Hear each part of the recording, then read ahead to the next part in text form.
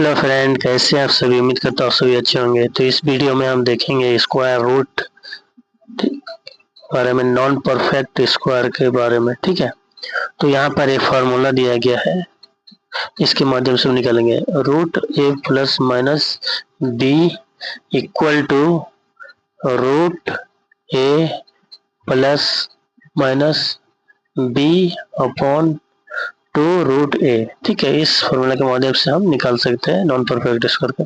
तो यहाँ पर हम एक एग्जांपल लेते हैं रूट 10। ठीक है, तो अब करना क्या है, ये 10 के आसपास कौन सा नंबर का स्क्वायर करने पर आएगा। ठीक है, तो 3 का स्क्वायर करते हैं तो 9 वैल्यू आता है, यानी 9 और 10 में 1 का डिफरेंस है। अगर 4 का करते हैं 4 चुके 16 आ जा रहा है, 10 और 16 में 6 का डिफरेंस है, तो इसके क्लोज लेंगे। ठीक है, 3 का स्क्वायर 9 आ रहा है, तो यहाँ पर 9 लेंगे। ठीक है, अब यहाँ पर प्लस होगा कि माइनस होगा, इसको डिसाइड करने के लिए क्या करते हैं, यहाँ पर 10 है, 10 से अगर यहाँ पर छोटा रहेगा कोई नंबर तो यहाँ पर हम प्लस लेंगे। ठीक है, अब 10 को पुराने के लिए 9 तो ले लिए, तो इनमें से एक जोड़ेंगे। ठीक है, एक जोड़ेंगे, कितना आएगा 9 में 1 10, तो यहाँ पर 1 वैल्यू आ जाएगा। ठीक है, अब क्या करना है, आगे प्रोसीड। रूट ए का वैल्यू 9 आ गया, यहाँ पर 9 लिख दिए। इसके बाद यहाँ पर प्लस हुआ, क्योंकि यहाँ पर प्लस लिखा है। ठीक है, प्लस हो गया। बी का वैल्यू यहाँ पर 1 होगा, 1 अपॉन 2 मल्टीप्लाई कितना हो जाएगा रूट 9। ठीक, अब इसको कैलकुलेट करते हैं। रूट 9 का वैल्यू कितना होता है 3 प्लस 1 अपॉन 2 मल्टीप्लाई रूट 9 का वैल्यू 3। ठीक है, तो 3 प्लस 1 2 3 6। ठीक,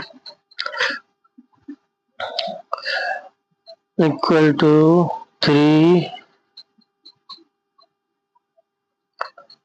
प्लस डिवाइड नहीं होगा तो 0 पॉइंट लेते हैं, ताकि 10 आ जाए ऊपर में 0 पॉइंट। अब 10 है तो 6 से डिवाइड करें, एक बार में 6 का 6 4,36 इस तरीके से आया। ठीक है, तो यहाँ पर अगर डेसिमल के बाद 3 डिजिट रहेगा तो 2 डिजिट तक लेते हैं। लास्ट में अगर 4 से ज़्यादा रहेगा तो 1 डिजिट आगे जुड़ जाएगा, तो 3 प्लस 0.16 है यहाँ पर, तो 7 हो जाएगा, क्योंकि थर्ड डिजिट यहाँ पर 4 से ज़्यादा है, तो 6 कन्वर्ट हो जाएगा 7 में। ठीक है, तो यहाँ पर ऐड कर देंगे इन दोनों में 3.17, ये वैल्यू आ गया किसका, रूट 10 का। एक और एग्जांपल से देखते हैं जिसमें माइनस को लेकर यहाँ पर एक फॉर्मूला है। ठीक है, तो यहाँ पर हम एक एग्जांपल लेंगे रूट 14 का, ताकि ए और बी में हम इसको डिवाइड करेंगे। 14 है, 14 किसके स्क्वायर करने पर होता है, 3 का स्क्वायर करें 3 दिया 9, 9 और 14 में 5 का डिफरेंस है। अगर 4 4 के 16। ठीक है, 14 और 16 में 2 का डिफरेंस है, तो यहाँ पर क्या लेंगे 16। ठीक है, 16 ले लिए ए की वैल्यू, और यहाँ पर प्लस होगा माइनस होगा, डिपेंड करता है कि यहाँ 14 से ज़्यादा बड़ा है, तो यहाँ पर नेगेटिव वैल्यू लेंगे। ठीक है, तो यहाँ पर वैल्यू नेगेटिव लेंगे। अब यहाँ पर वैल्यू 14 था, यहाँ पर 16 है, 16 में कितना माइनस करेंगे, 14 आएगा 2। अब इसको आगे फार्मूला में पुट करेंगे, तो रूट ए का वैल्यू कितना है, यहाँ पर 16 निकल के आया था, और यहाँ पर माइनस लिखे हो 16 माइनस 2, तो माइनस यहाँ पर भी होगा। ठीक है, माइनस लिख दे। बी का वैल्यू यहाँ पर कितना है 2 है, 2 लिख दे नीचे, 2 रूट ए का वैल्यू 16 है। इसको कैलकुलेट करके हम निकालते हैं, रूट 16 का वैल्यू 4 होता है, -2 अपॉन 2 मल्टीप्लाई रूट 14 का वैल्यू कितना हो गया 4 हो जाएगा। ठीक है, यहाँ से 2 2 कैंसिल हो गया, तो हमारे पास कितना बचता है 4 माइनस 1 अपॉन 4। अब इसको आगे